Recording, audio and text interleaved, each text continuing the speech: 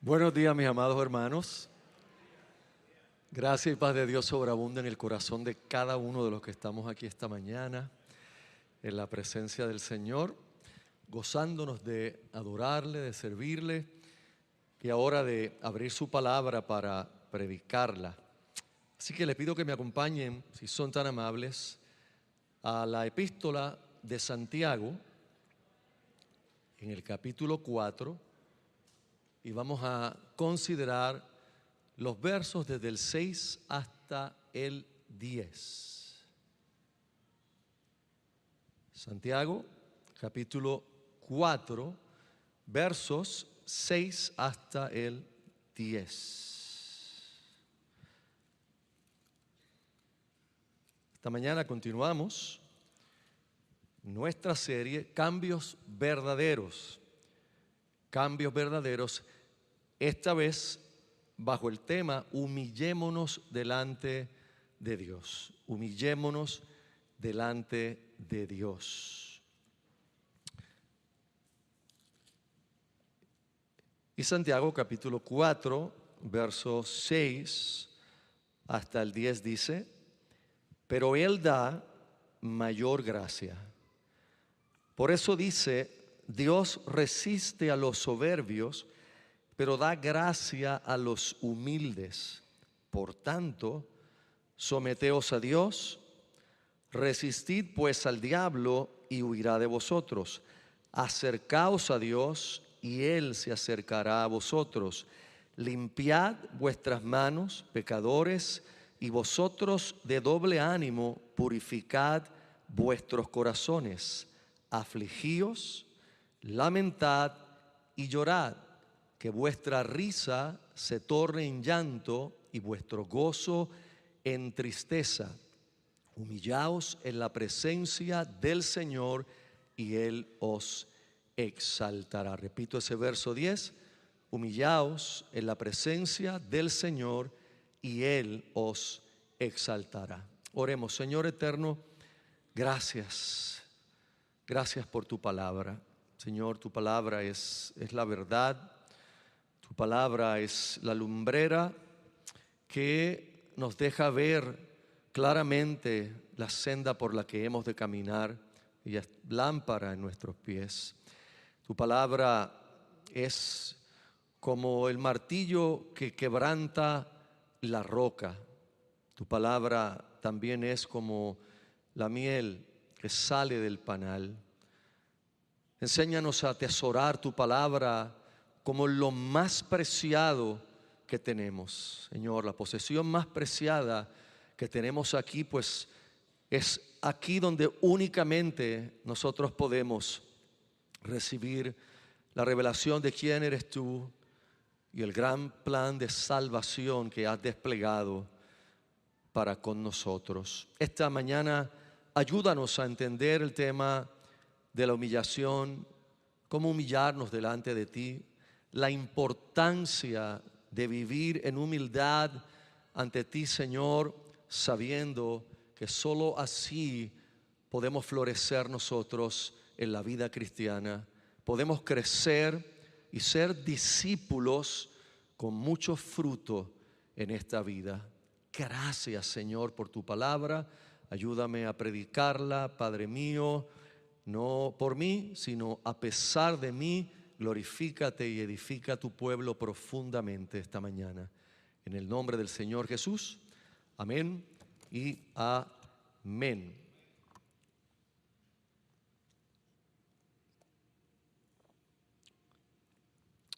¿Habrá algún orgulloso aquí esta mañana?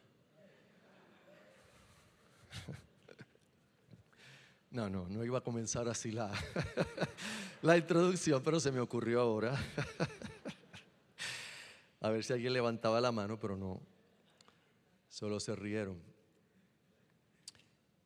Uno de los mayores obstáculos, hermanos míos, para el crecimiento en la vida cristiana no es realmente la debilidad, que sí es un problema. Definitivamente es un problema. Tampoco es la ignorancia, que es otro problema. y es un problema grande. El ignorar las escrituras me refiero. Pero eso no es lo más que detiene nuestro crecimiento espiritual. Aquello que se convierte realmente en un obstáculo prácticamente insalvable si es que en nuestra vida continúa sin arrepentimiento, es el orgullo. Es realmente lo que nos impide orar como debemos orar. El orgullo nos impide orar con honestidad delante de Dios. Es impresionante que nosotros, sabiendo que Dios escudriña todo, que Dios conoce todo de nosotros, que delante de Él estamos desnudos realmente, tanto físicamente obviamente como emocionalmente, mentalmente. Sin embargo, el orgullo nos impide orar con honestidad delante de Dios.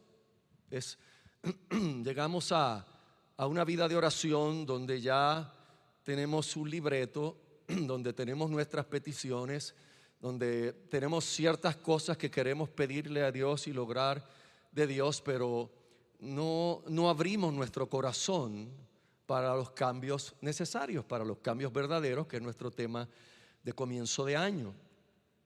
Y eso nos pasa, y nos pasa a todos, es la realidad.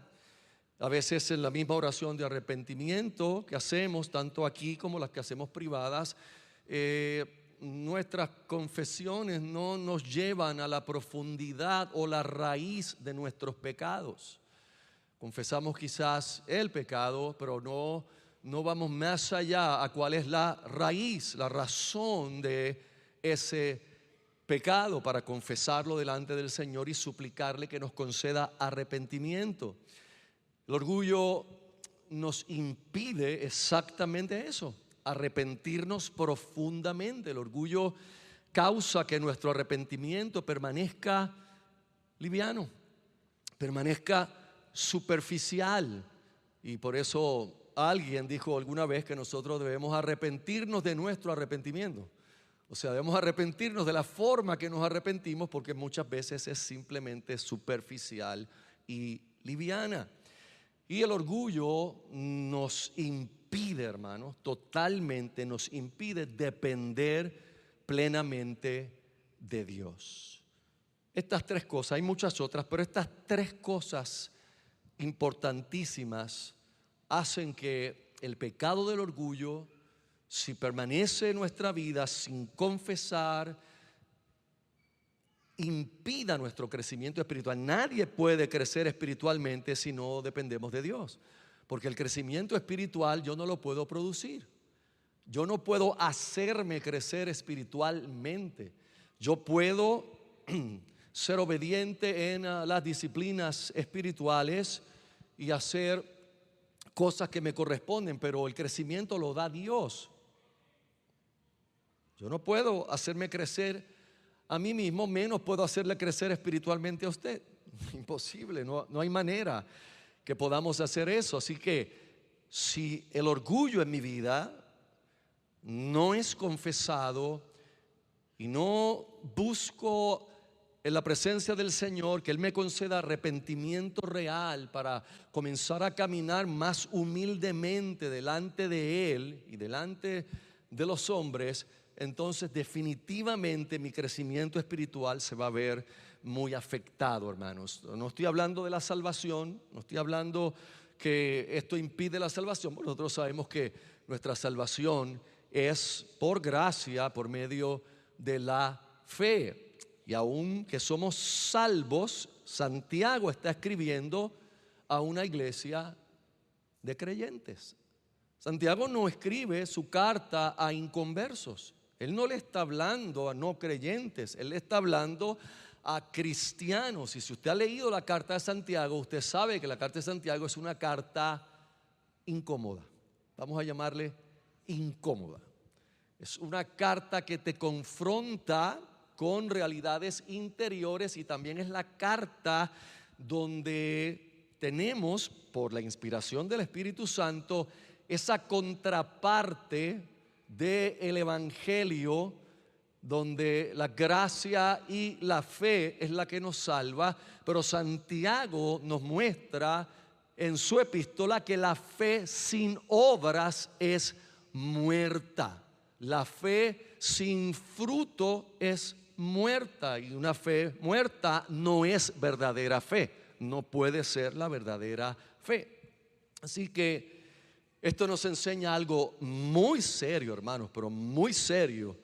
Y es que el orgullo también es un problema dentro de la iglesia. El orgullo no es cuestión de la gente no creyente, no es cuestión de los inconversos o de los que no han venido a la fe, sino que es un problema nuestro y que es más nuestro de lo que pensamos. Porque el problema con el orgullo es que es uno de esos pecados o de esas actitudes pecaminosas que eluden a nuestra evaluación. El orgulloso no siempre se declara orgulloso. Es más, muchas veces el orgulloso hace alarde de su humildad. Se declara humilde, se declara una persona que es humilde ante Dios y los demás, y sin embargo, los que pueden ver, obviamente no pueden ver su corazón, pueden ver actos externos, llegan a la conclusión de que no hay tal humildad en la persona, por lo menos en sus actos o en su manera de conducirse. Así que los cambios verdaderos, hermanos, no pueden ocurrir mientras el orgullo gobierne nuestro corazón. No hay manera. No vamos a ser cambiados profunda y verdaderamente si el orgullo está reinando en nuestro corazón. Es la realidad. No hay manera. Por lo tanto, la proposición de este sermón es muy simple con este pasaje que acabamos de leer. Y es esta, una proposición muy sobria, y por eso nuestro punto número 1 va a ser la realidad sobria. Pero la proposición es que Dios se opone activamente a los orgullosos, pero concede gracia transformadora a los que se humillan delante de Él. Repito, porque ese va a ser, si usted entendió esa parte, ya entendió el sermón y yo puedo acortarlo. Dios se opone activamente a los orgullosos, pero concede gracia transformadora a los que se humillan delante de Él. A lo mejor usted está pensando, bueno, pastor, usted estará diciendo que Dios se opone a los inconversos orgullosos. No. Santiago no está escribiendo a inconversos. Santiago está escribiendo a nosotros, la iglesia. ¿Y cómo es esto de que Dios se opone? ¿Cómo Dios se me va a oponer si ya Él me ha dado gracia? Bueno, los que somos padres aquí, nunca nos hemos opuesto a un hijo porque lo que va a hacer es en su propio daño. Y nosotros nos hemos puesto de frente, resistiendo y oponiéndonos a Él. ¿Alguien lo ha hecho? Amén. Pues Dios es el Padre más perfecto que existe. Y el orgullo hace que Dios, y escuche bien esto, el orgullo causa que Dios pase de ser nuestro ayudador a ser nuestro opositor. Como un padre que disciplina a oponerse a nosotros. Porque Dios al orgulloso mira de lejos, dice la Escritura. Es la realidad. Es un pecado que Dios no soporta. Es un pecado que hace que Dios se oponga inclusive a sus hijos para disciplinarlos. ¿Por qué? Porque la gracia, hermano, si usted quiere, la proposición de ese sermón, si usted la quiere super simplificar de la forma más simple, es esta: la gracia de Dios, el favor inmerecido de Dios, siempre fluye hacia abajo, nunca hacia los que se exaltan ellos mismos. Para ellos no hay gracia. La gracia fluye a los que se humillan. ¿Recuerda usted el Evangelio de Lucas? Cuando la parábola del Señor y 2 hombres fueron a orar al templo, uno fariseo, el otro publicano. ¿Quién de ellos salió de allí justificado?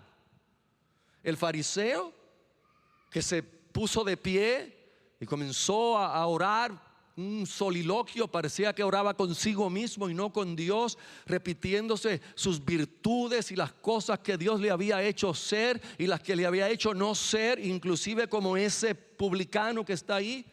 Y el publicano simplemente se golpeaba el pecho y no miraba ni al cielo y se repetía a sí mismo o al Señor: sé propicio a mí, pecador. Un hombre se humilló, el otro en su soberbia no salió justificado.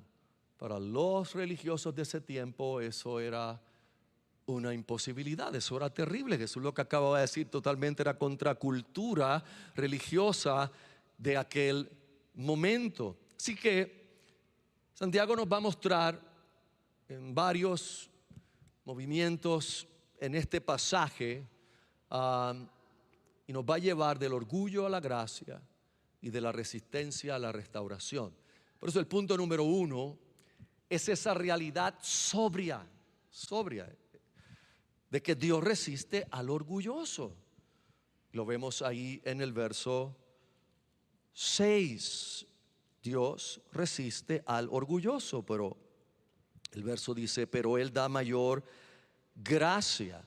Y si usted mira el contexto de este pasaje, que tiene que ver de los conflictos y las guerras, ¿por qué ocurren? Y Santiago muestra pues que porque salen de nosotros, salen del interior, salen de nuestras pasiones que batallan con nuestra alma. En el verso 4 Santiago usa palabras muy duras para creyentes o almas adúlteras. ¿No sabéis que la amistad del mundo es enemistad hacia Dios? Por tanto, el que quiera ser amigo del mundo se constituye enemigo de Dios. ¿O pensáis que la Escritura dice en vano: Él celosamente anhela el Espíritu que ha hecho morar en nosotros?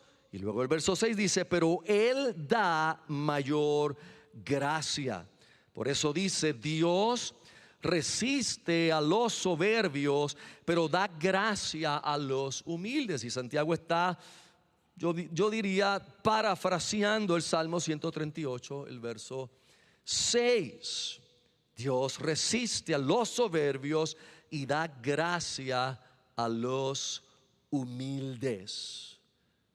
Súper importante, comenzando este año, que nosotros podamos mirar estos sermones, estos 5 sermones que van a hablarnos de los cambios verdaderos. Porque vuelvo a repetirle, yo no sé usted, pero yo quisiera seguirme conformando al carácter de Cristo.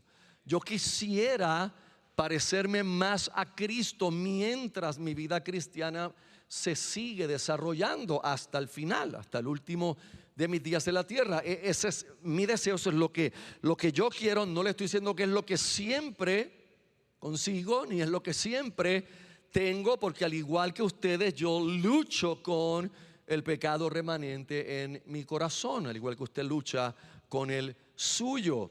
Entonces, este asunto del orgullo y esta realidad de Dios resistiendo al orgulloso, en la palabra que usa aquí Santiago cuando cita este salmo, resiste, Dios resiste al orgulloso, es una palabra militar.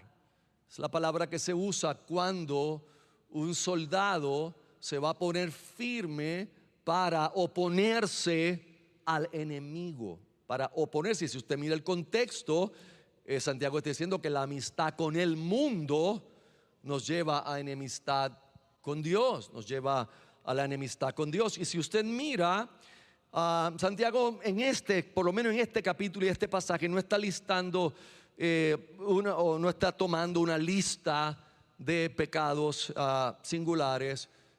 Si usted mira, ¿cuál es el pecado realmente, la actitud que hay en el mundo que separa a la gente del entendimiento claro de Dios, si usted lo define en sus términos más simples, es el orgullo. El hombre no quiere reconocer la verdad de Dios. El hombre suprime la verdad de Dios, dice Pablo escribiendo a los romanos.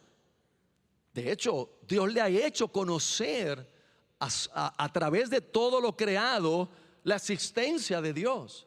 Pero el hombre se levanta en su orgullo sobre Dios. Desde el Antiguo Testamento vimos la Torre de Babel y vimos la soberbia humana queriendo acercarse a Dios en sus términos, queriendo acercarse a Dios de su propia imaginación, sin entender la realidad de que ningún ser humano caído puede acercarse a Dios en sus propios términos, sino solamente a través de Cristo Jesús. No hay otro camino, no hay otra forma y no hay otra manera. Por lo tanto, cuando Santiago dice de amar al mundo, es cuando nosotros como creyentes caemos en el mismo espíritu del siglo, en el mismo espíritu del mundo, en la misma actitud, en el mismo pensamiento de soberbia del mundo, pensando que nosotros no tenemos que depender de Dios, que nosotros somos autosuficientes, que nosotros no tenemos que realmente depender de la providencia divina, sino simplemente podemos actuar independientes de Dios. Y ese, si usted mira, es el pecado del principio. Es exactamente lo que sucedió en el huerto. Es exactamente la tentación que Satanás trajo a la mujer y al hombre en el principio. Es como que no, es que Dios sabe que si ustedes comen de eso, ustedes van a ser igual que Él, conociendo el bien y el mal. Si ustedes conocen eso, ¿para qué lo necesitan a Él? Coman de esto, independícense de Dios. De ahí en adelante eso es lo que hemos querido hacer. Todo hombre quisiera independizarse de Dios. Es más, todo hombre quisiera que no haya un Dios. Porque si no hay un Dios, nadie me juzga. Si no hay un Dios, la moral es relativa, como el mundo reclama. Lo que tú creas que es bueno y lo que tú creas que es malo es malo. Allá tú con tu moral. O del griego, allá Marta con sus pollos. Es broma, es para que quiten esa seriedad que tienen. El punto es, hermanos, que hay una realidad muy sobria en este asunto. Dios resiste a los soberbios. No solamente resiste a los soberbios impíos, Dios resiste a los soberbios cristianos. Estas son las cosas que no queremos oír, pero son las cosas que tenemos que oír para poder tener cambios verdaderos en nuestra vida. Esa es la realidad. Venimos para escuchar el evangelio que confronta con la verdad. Venimos para escuchar el evangelio que nos lleva al filo de esa espada de la palabra. ¿Por qué el orgullo es tan peligroso? Especialmente para nosotros los creyentes. Porque exalta al yo por encima de Dios. No es lo que en nuestra mente surge cada vez que somos orgullosos con Dios, pero esa es la realidad de lo que estamos haciendo. Cada vez que no dependemos de Dios, cada vez que nos creemos autosuficientes y que nosotros somos los que logramos las cosas, estamos diciéndole a Dios: no te necesito, no te necesito. De hecho, cada vez que nosotros nos entregamos a algún pecado en particular, cualquiera que sea, estamos diciéndole a Dios: no te amo ni te necesito. En este momento yo quiero esto tanto. En este momento yo quiero este placer que está prohibido en tu palabra, que está prohibido por ti, que está prohibido en tu santa ley, pero yo lo quiero tanto y tanto y tanto que por este momento, el tiempo que me tome, me voy a independizar de ti. Lo voy a hacer aunque a ti no te agrade, aunque a ti no te guste, me voy a regocijar en él. Porque en este momento yo ni te necesito ni te amo. Cuando termina el pecado, entonces viene el sentido de culpa. Wow, Señor, yo sí te amo y yo sí te necesito, perdóname. Pero ¿entienden el punto del pecado? Eso es más serio de lo que nosotros pensamos. Eso es por si alguien todavía dice, ¿por qué aquí hablan tanto de pecado? Nada, una explicación simple. Porque es más serio de lo que nosotros pensamos. Y el pecado del orgullo, hermanos, exalta al yo por encima de Dios y nos hace confiar en nuestra capacidad humana en vez de confiar en la gracia de Dios. Entonces, ¿tú te imaginas lo que nosotros hacemos cuando somos orgullosos con Dios? Nosotros, que comparados a Dios y la capacidad de Dios, y si la palabra capacidad le cabe a Dios, nosotros creemos que nuestras capacidades nos hacen no depender de la gracia de Dios, de la soberanía, de la providencia divina, sino que nosotros podemos producir resultados. Una de las cosas que más infectó la iglesia y que nosotros fuimos parte, estuvimos bajo esa infección por años, es el resultadismo. Es el hecho de creer que todo en el evangelio es resultados. Yo quiero resultados, tengo que producir resultados, queremos producir resultados. Llenemos las iglesias pensando, eso hace que la iglesia tenga resultados. Pero Dios nunca nos llamó a tener resultados. De hecho, Dios llamó profetas que no iban a tener resultados. Y lo peor es que se los dijo cuando los llamó. Mira, yo te estoy llamando, voy a poner mis palabras en tu boca, pero esto es lo que va a pasar. Ellos no te van a oír y no te van a hacer caso y te van a aborrecer. ¿Será que Dios no es un gran motivador? Eso no suena a un buen speech para alguien que va a comenzar el ministerio. ¿Usted no ha visto las profecías de hoy? A los que comienzan el ministerio, y dice el Señor que te va a llevar a las naciones y te va a entregar tesoros y que te va a entregar, que Señor, y que es una adulación. No es el evangelio, es nuestro orgullo. Confiamos en la capacidad humana en lugar de la gracia. Y así a veces lideramos la iglesia pensando que el que más capacidad tiene es el que debe venir al liderazgo. Olvidamos las historias del Antiguo Testamento. Olvidamos a Samuel yendo a casa de Isaí para ungir al próximo rey. Olvidamos a Samuel viendo cuando salió el primer hermano de David, alto, parecía un líder. Y Dios le dijo a Samuel, no, tú no estás entendiendo este asunto, Samuel. No mires a su apariencia ni lo grande de su estatura, porque yo no miro como el hombre mira, que el hombre mira lo de afuera, yo miro el corazón.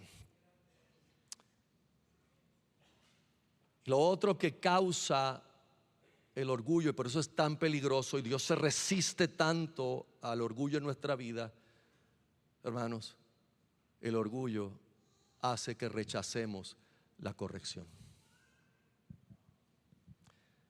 Y déjeme decirle algo muy simple: sin corrección nadie puede crecer en la vida cristiana. Nadie. No importa cuánto usted sepa o crea saber.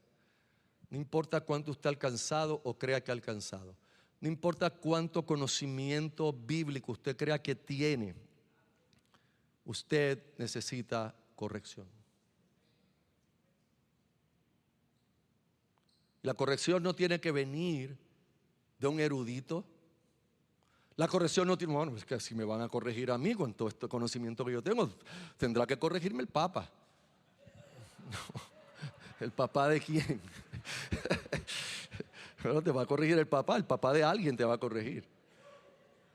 No, puede ser el hermano más humilde de la iglesia que te está viendo en un pecado de orgullo. y con amor te lo puede decir. El problema no es que Él te lo diga.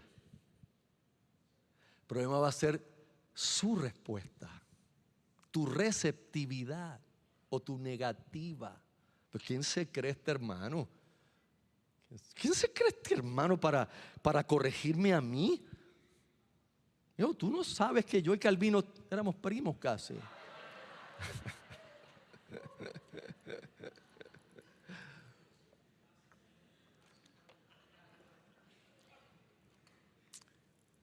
El orgullo es terrible, hermanos. Y está más cerquita de nosotros de lo que pensamos. Usted no coja este sermón como, el orgullo, eso está tan lejos de mí. No, ahí lo tiene. Exactamente, ahí lo tienes. Al creer que está tan lejos, ahí lo tienes. Ahí está, respirándote en el oído.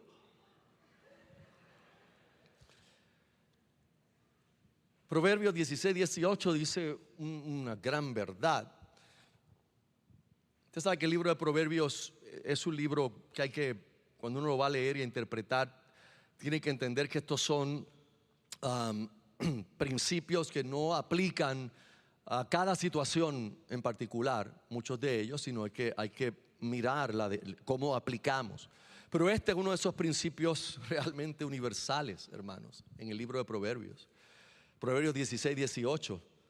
Antes del quebrantamiento o de la caída, dicen otras versiones, antes de la caída o del quebrantamiento es la soberbia, y antes de la caída la altivez de espíritu. Eso no falla, hermanos. Antes de la caída es la soberbia, y antes de la caída la altivez de espíritu. En estos días, tristemente, leía la noticia de otro ministro, de otro hombre de Dios, a quien no he leído, ni era del campamento anterior, ni lo he leído en este tiempo. Se llama Philip Yancey. Es un profesor, un escritor tan prolífico que entre todos sus libros ha vendido 15 millones de copias.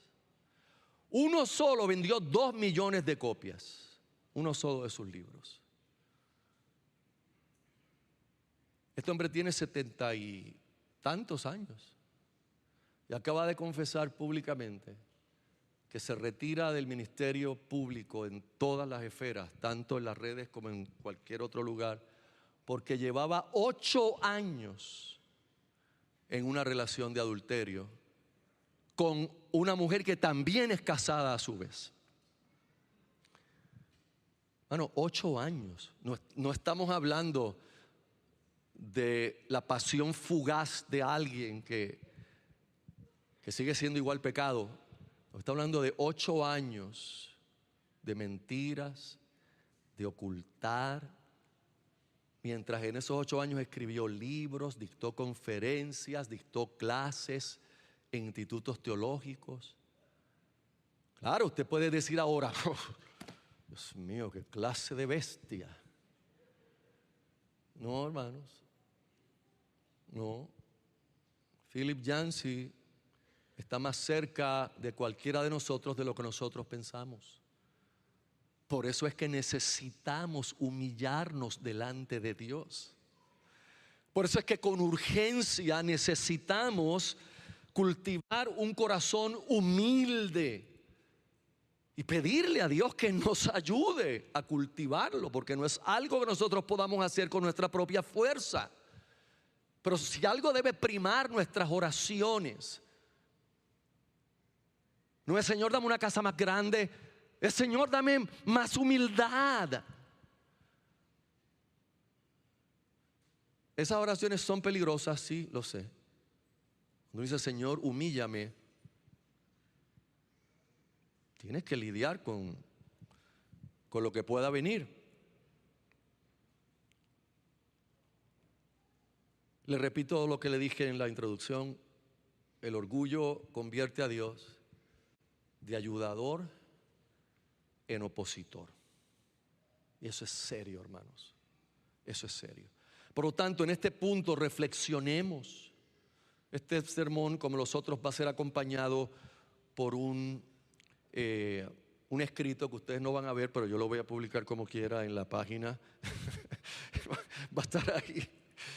Dice, una de las dos preguntas que van a salir allí, pero hoy, para que meditemos en esto, en el día de hoy, en nuestras oraciones, quizá antes de acostarnos. ¿En qué áreas estoy confiando más en mí mismo que en Dios? ¿En qué áreas realmente yo no pienso ni en Dios para hacerlo? ¿Qué áreas de mi vida realmente yo no pienso que Dios se interese ni Dios está en eso?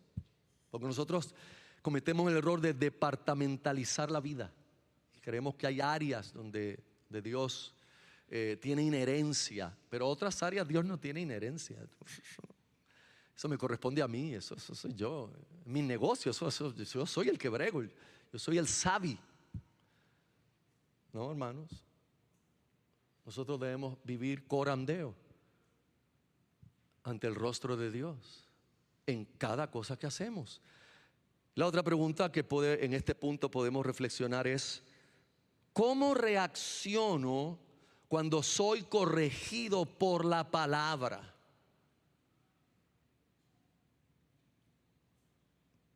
¿Cómo reacciono cuando soy corregido por la Escritura?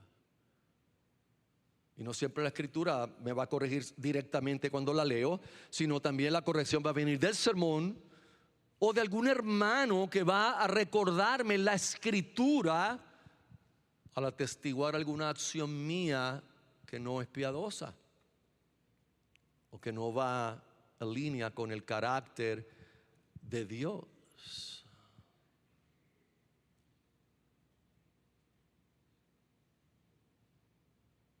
Hace un tiempo atrás una persona en la iglesia me dijo que había atestiguado un proceder de un líder que faltó al amor de Dios, faltó a la prudencia y faltó al respeto realmente. Y la pregunta era si debe quedar eso así. No. Siéntate con él. Siéntate con él. No, pero es un líder. No importa, los líderes somos hermanos en Cristo. El pastor es un hermano en Cristo, un miembro de la congregación. Los ancianos somos miembros de la congregación, hermanos en Cristo. Siéntate con él y muéstrale dónde pecó, dónde falló. Si te oye, has ganado a tu hermano. Si no me oye, busca a alguien más que estuvo ahí y ve con otro testigo y dile: esto pasó. Y si no nos oye, pues sigue lo que Cristo dijo. Entonces ve a los ancianos de la iglesia. Y si finalmente no se arrepiente, entonces dilo a la iglesia. Hay que decirlo a la iglesia para que todos podamos corregir la persona y se arrepienta. Eso es lo que Cristo enseñó. Eso es el evangelio, hermanos. Eso es puro amor. Esa es la corrección divina. Esa es la corrección de Cristo. Gracias a Dios que con solo traer el tema de la primera vez, el líder reconoció, se arrepintió y gracias a Dios todo continúa marchando.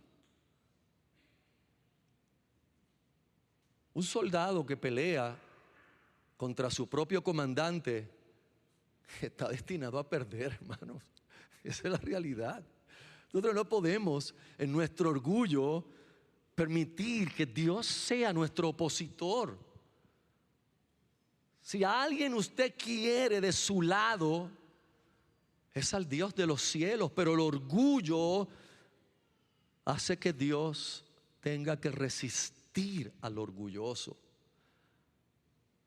Gracias a Dios, Santiago no termina esta advertencia sin esperanza. Por eso el punto número 2, dice la promesa gloriosa. ¿Cuál es la promesa gloriosa? Bueno, que Dios resiste al soberbio, pero da gracia a ¿quiénes? A los humildes. Da gracia a los humildes. Recuerde que la gracia no se gana. Por eso dice, Él da gracia. Es gratuita. Es favor inmerecido. La Escritura enseña claramente que la gracia es recibida por los humildes. Vuelvo, la gracia no fluye hacia la jerarquía, hacia arriba. La gracia fluye hacia el que se humilla. Profeta Isaías, en el capítulo 57 de su extraordinario libro, el verso 15, hablando de parte de Dios, que es lo que hace un profeta, porque así dice el alto y sublime, que vive para siempre, cuyo nombre es santo.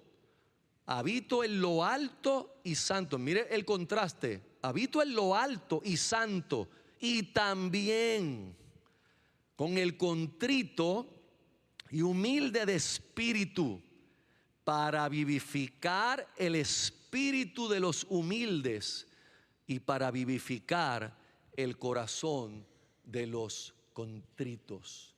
¿Qué clase de corazón es el que la Biblia dice que Dios jamás despreciará? ¿Qué clase de corazón?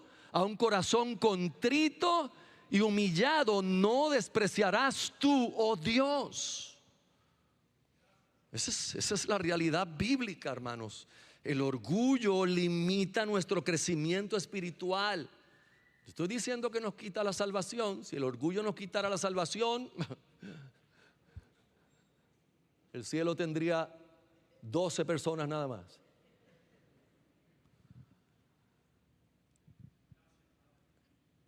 Isaías 66:2. ¿A quién Dios mira? Miraré a aquel que es pobre y humilde de espíritu. ¿No es una de las bienaventuranzas de nuestro Señor Jesucristo para los pobres en espíritu? Esta es la Biblia, hermanos. El Salmo 25:9. Salmo 25:9. Dirige a los humildes en la justicia y enseña a los humildes su camino. ¿Quiénes son dirigidos por Dios y guiados por Dios? Los humildes, porque los orgullosos no quieren ser dirigidos por nadie. Usted sabe que los hombres tenemos problemas con eso de preguntar cuando estamos perdidos. Ustedes saben que es un problema real de los hombres. Mujeres en su generalidad no tienen problema, están perdidas, preguntan. Es más, perdidas en una tienda, preguntan. Pero los hombres no. Los hombres, de hecho, negamos. Cuando la esposa dice, estamos perdidos. Perdido yo. Qué perdido, muchacha. Qué perdido yo. Que me pierda yo, Cristóbal Colón se perdía también, muchacha. Y están perdidos, totalmente perdidos. Ya ni el GPS está recalculando nada. Recalcula, no sabe. El GPS mismo está diciendo, estamos perdidos. Mi esposa, cuando estamos en una tienda, ella sabe que yo no voy a preguntar. Entonces ella va y pregunta por mí.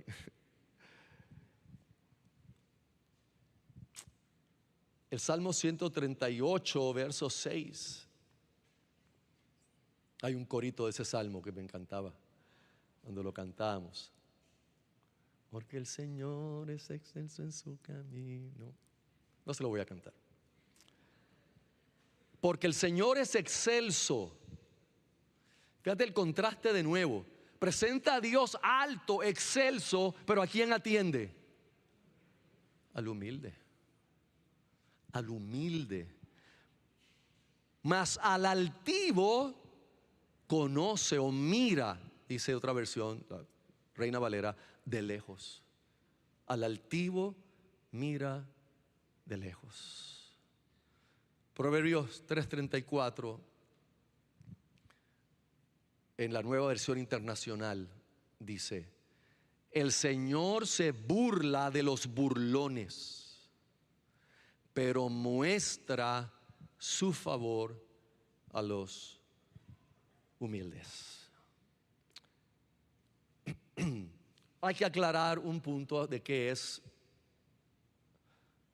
la humildad, que no es la humildad. Porque la humildad no es pensar menos de uno mismo. La gente piensa que la humildad es que yo tenga un complejo de inferioridad. Esa persona es humilde, tiene un complejo de inferioridad. No. De hecho, una persona acomplejada muchas veces es más orgulloso que otros, porque el ser acomplejado lo lleva a ciertas actitudes de altivez y las muestra ante cualquier cosa que parezca rechazo. Se muestra altivo, entonces se muestra orgulloso. El ser humilde no es pensar menos de uno mismo. Bíblicamente, la humildad es pensar correctamente de uno mismo delante de Dios. ¿Ustedes se acuerdan el pasaje del domingo pasado? Sin mirar ninguna nota, dígame cuál pasaje yo prediqué el domingo pasado. Romanos capítulo 12, verso 1 y 2, que dice: hermanos, os ruego por las misericordias de Dios que presentéis vuestros cuerpos como sacrificio vivo, santo y agradable a Dios, que es vuestro culto racional. Y el verso 2: y no os conforméis a este siglo, sino transformaos por medio de la renovación de vuestro entendimiento. ¿Para qué? Para que comprobéis cuál es la buena voluntad de Dios, agradable y perfecta. Eso fue lo que predicamos el domingo pasado, con 2 o 3 cosas más que causaron revuelo en la congregación.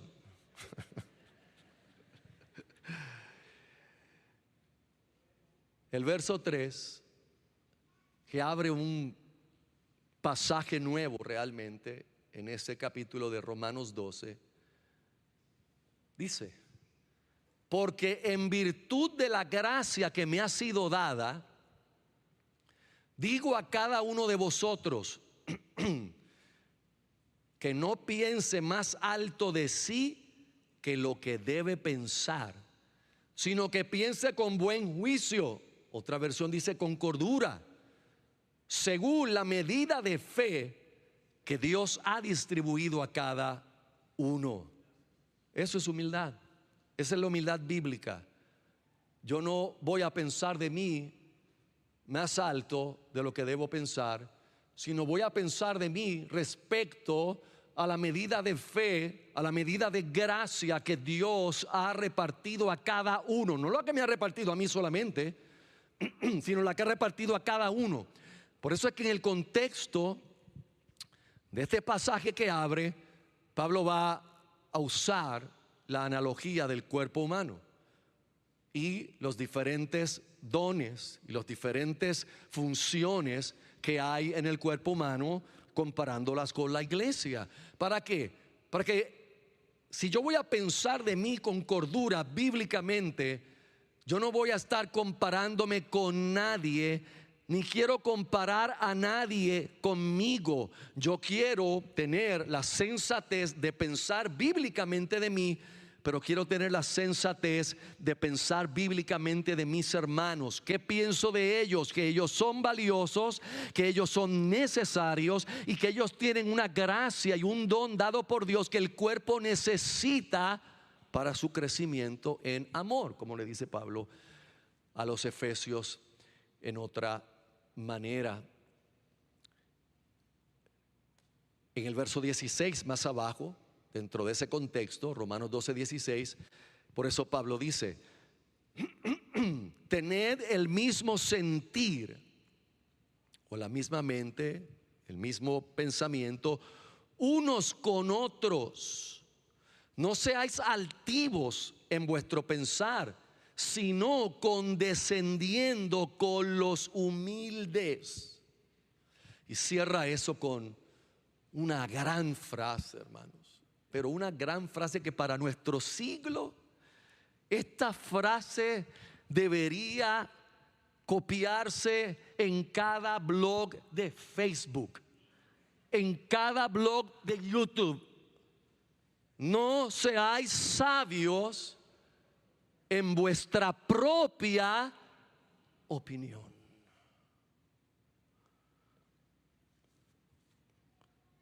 El problema con muchos de nosotros creyentes es que decimos, bueno, no, yo no soy sabio en mi propia opinión. Lo que pasa es que mi opinión de la Biblia en este asunto, esa es la que es. Entonces significa que usamos la Biblia para apoyar simplemente nuestra opinión. La idea es: no seáis sabios en vuestra propia opinión, porque eso es altivez, porque eso es arrogancia, porque eso es falta de humildad. Y Dios resiste a los soberbios. ¿Y a quién da gracia, hermanos? ¿A quién da gracia? A los humildes. ¿Cómo aplicamos este punto para avanzar? Porque el tiempo se me está yendo muy rápido. Pues veamos la humildad que Dios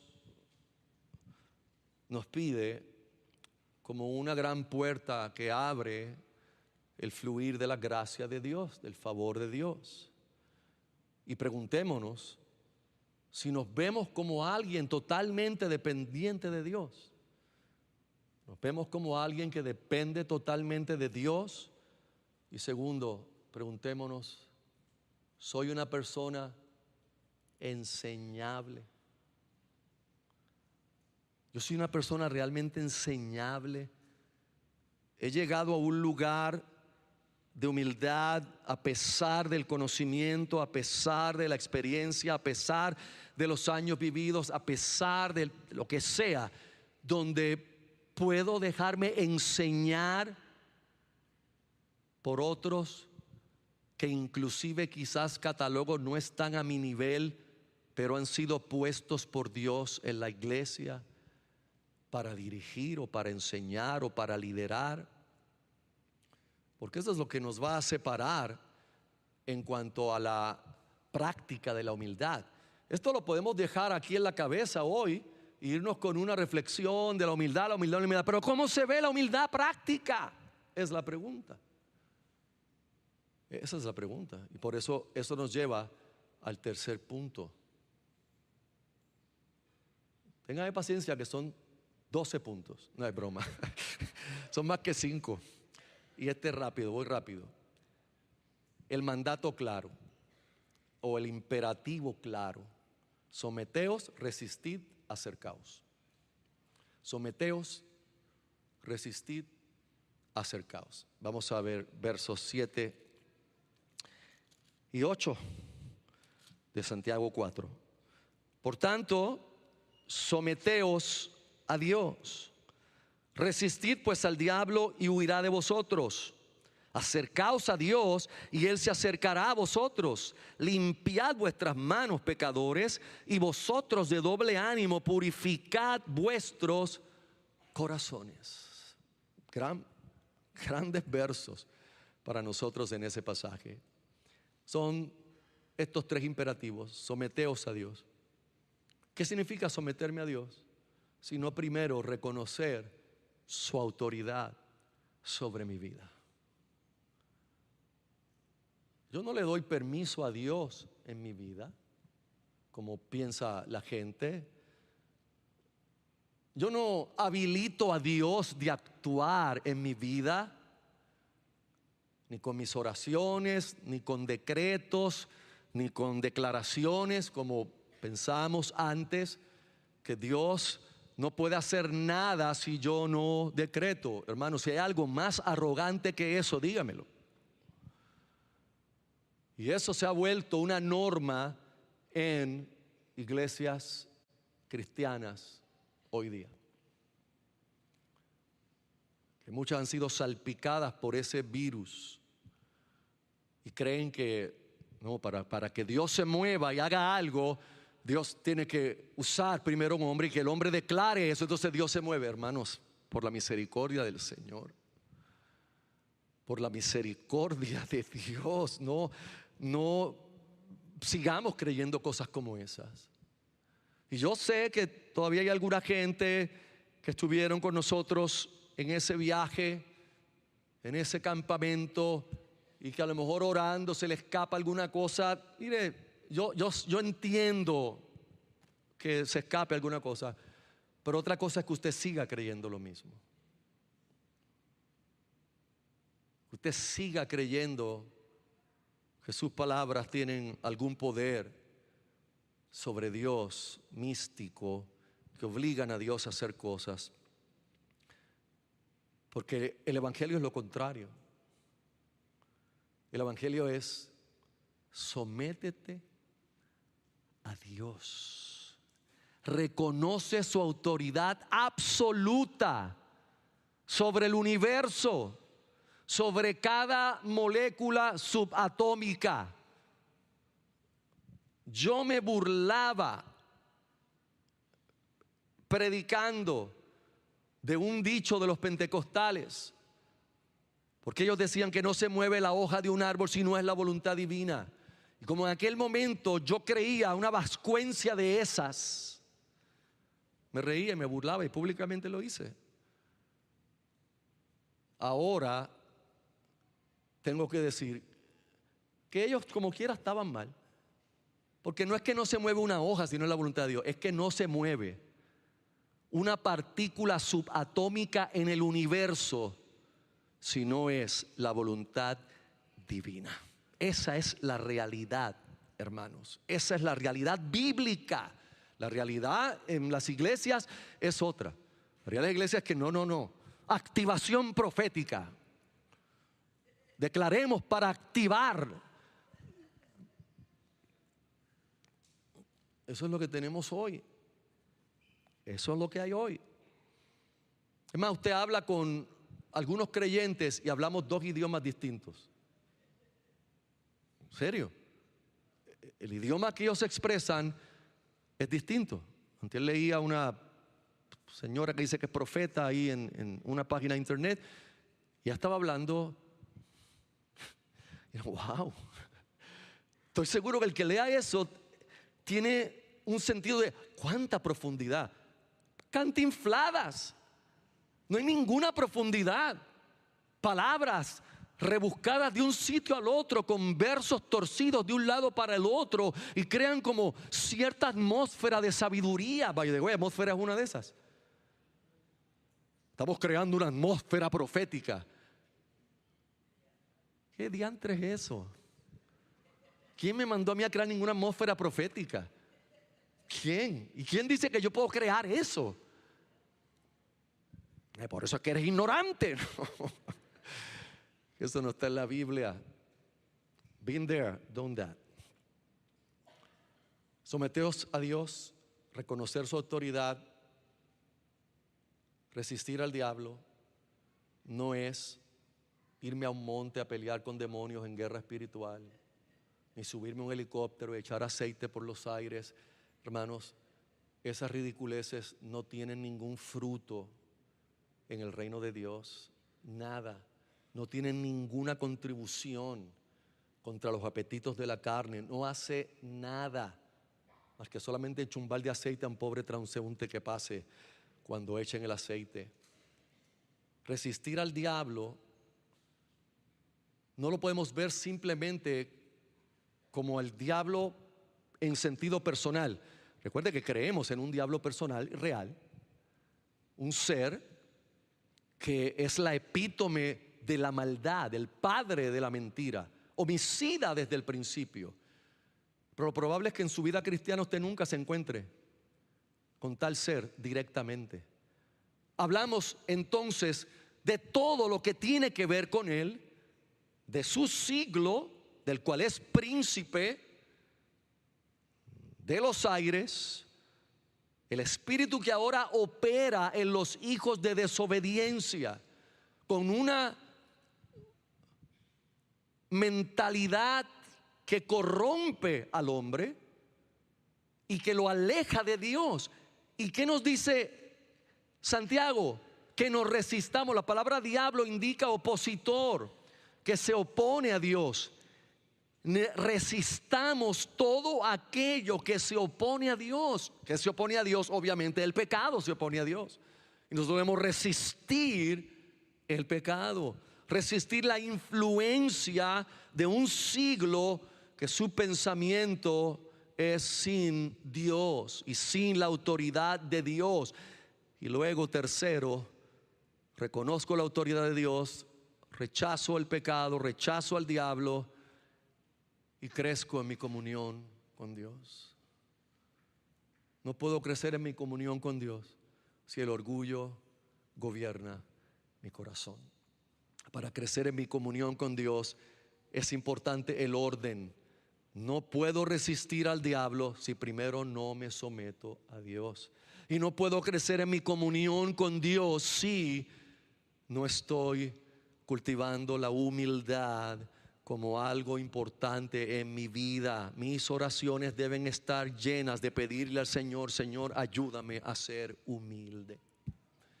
Porque el orgullo es raíz de un montón de otros pecados en nuestra vida.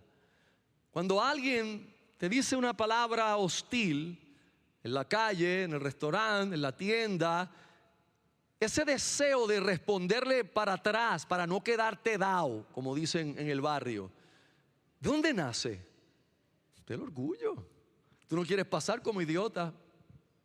Que una persona te diga: pues, Dios te bendiga, y sigues caminando. No, porque ¿qué voy a parecer? Un sopenco yéndome, pues. No, en el reino de Dios no. Aquí te ves así. En el reino de Dios es lo correcto. Simplemente pasar la ofensa. Olvídate. Te dijo bruto, brutísimo. Tú no sabes lo bruto que yo soy. Seguir caminando. Pero no, el orgullo nos lleva a discutir en el counter con la de la farmacia y formar un revolú. Hasta que miramos para el lado, está la hermana de la iglesia aquí discutiendo con esta loca. ¿Qué voy a hacer? ¿A alguien le ha pasado eso alguna vez, hermano? Come on, ¿a alguien le ha pasado?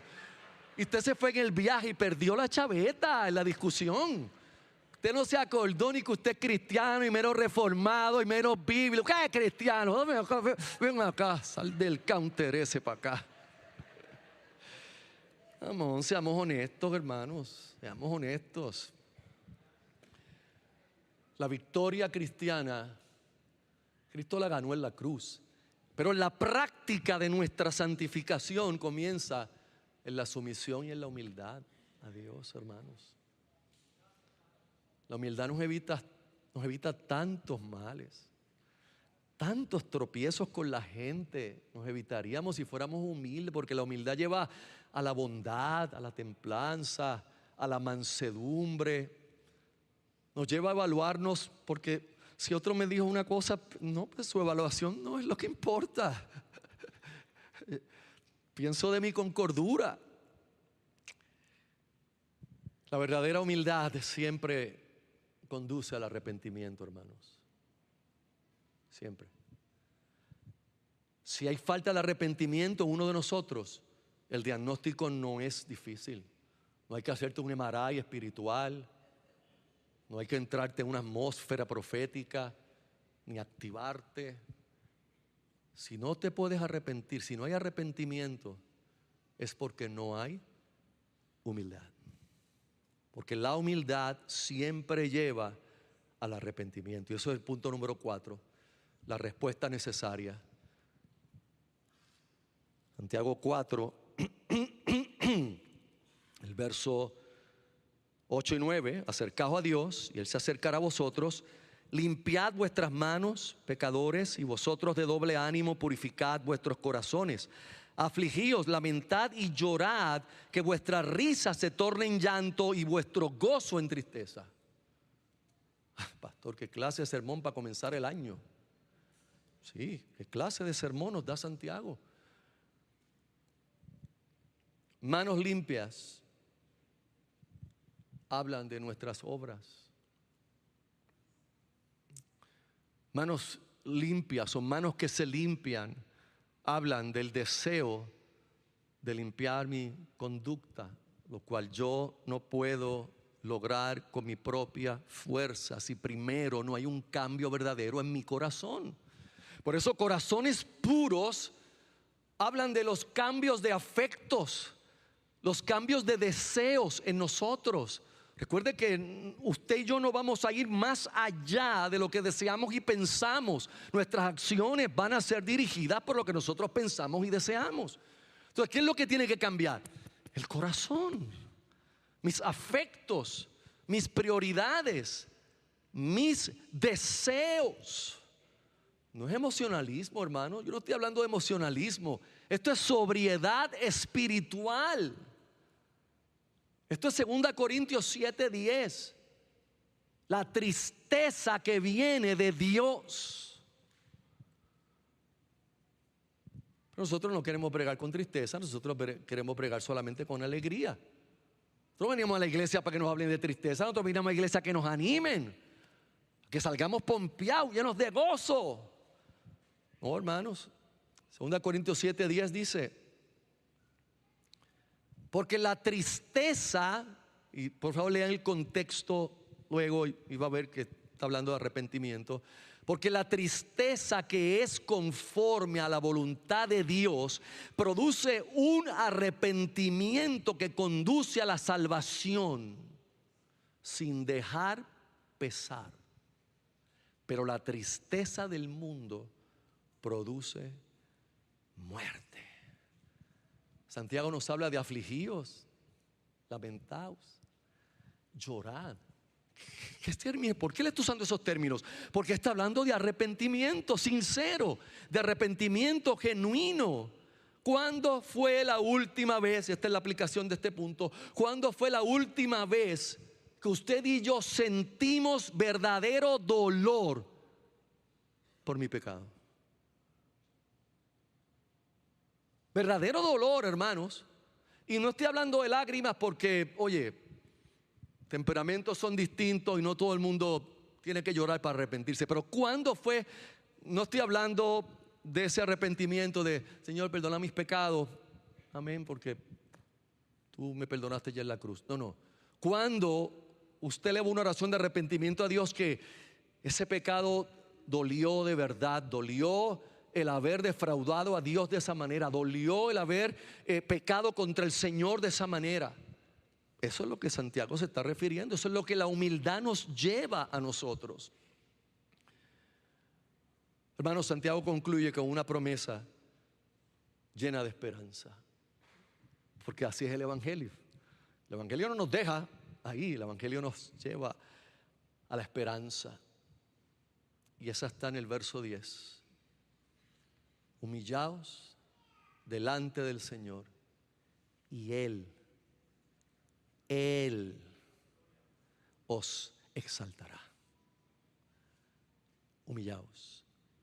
Que a mí me toca humillarme. Que el Señor hace, exaltará. Hay un salmo interesante, el Salmo 75. Nunca lo había considerado realmente de esta forma, pero viendo un par de cosas, preparándome, vi ese salmo muy interesante. Salmo 75, 6 y 7, la Nueva Versión Internacional dice: la exaltación no viene del oriente, ni del occidente, ni del sur, sino que es Dios el que juzga. A unos humilla y a otros exalta. Esa es la realidad bíblica. Mi exaltación, si alguna va a querer el Señor, no viene de mí, viene del Señor. Porque el que se humilla delante de Dios, hermano, será levantado por el Señor. Ahora quiero aclararle algo antes que se emocione demasiado, porque la exaltación no siempre es inmediata, ni visible o pública, pero siempre es segura. Tú quisieras que Dios te exalte frente a tu adversario. Y a lo mejor eso no va a pasar aquí y te vas a morir así. Y el Señor te va a exaltar, llevándote a estar con Él. ¿Qué es mejor? ¿Qué es mejor? Tener esa cosquillita de, mira cómo el Señor me levantó delante de mi enemigo, del que murmuraba de mí. Mira, no. No, la exaltación pública no es la meta nuestra, ni la inmediata, ni la visible, sino la segura que nos da el Señor. Así que no se humille para lograr algo, no se humille para buscar resultados, porque eso es lo mismo que siempre hacemos. Esa es nuestra manera de proceder y pensar con el pensamiento del mundo, valga la redundancia. Pues ahora yo me humillo, si yo me humillo, entonces me exaltan. O sea que si yo quiero tener aquí un ministerio o algo en la iglesia, yo tengo que irme bajito, muy bajito, me humillo. Mostrarme bajito, no, hermanos. Esto no se trata de eso. La exaltación no viene ni del oriente, ni del occidente, ni del desierto, es el sur. El Señor es el que juzga, pesa los corazones. A unos humilla y a otros exalta. ¿Cómo aplicamos esto? ¿Estás dispuesto a esperar el tiempo de Dios? Esperar.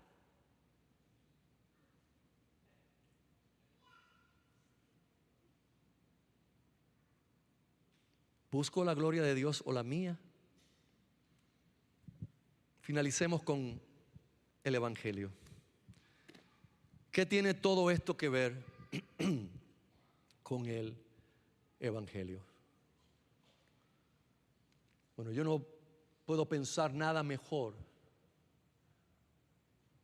que el apóstol Pablo escribiéndole a los filipenses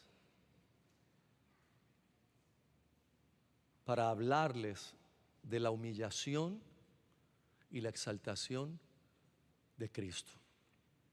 En el capítulo 2, en el verso 5 de Filipenses 2:5, Pablo nos muestra cómo Cristo se humilló y nos invita a tener la misma actitud. Nos dice que tengamos este mismo pensamiento, tener este mismo sentir que hubo también en Cristo Jesús, el cual siendo en forma de Dios, no se aferró al ser igual a Dios, sino, ¿qué hizo? Se despojó a sí mismo, tomando forma de siervo, hecho semejante a los hombres, y estando en la condición de hombre, ¿qué hizo? Se humilló a sí mismo y fue obediente hasta la muerte, y muerte de cruz, por lo cual también Dios le exaltó hasta lo sumo y le dio un nombre que es sobre todo nombre, para que en el nombre de Jesús se doble toda rodilla de los que están en el cielo y la tierra y debajo de la tierra, y toda lengua confiese que Jesucristo es el Señor, para gloria de Dios Padre. Él se humilló por nosotros, hermanos. El Señor se humilló por nosotros y simplemente nos pide que caminemos en humildad delante de Él. A Él sea la gloria por siempre, hermanos.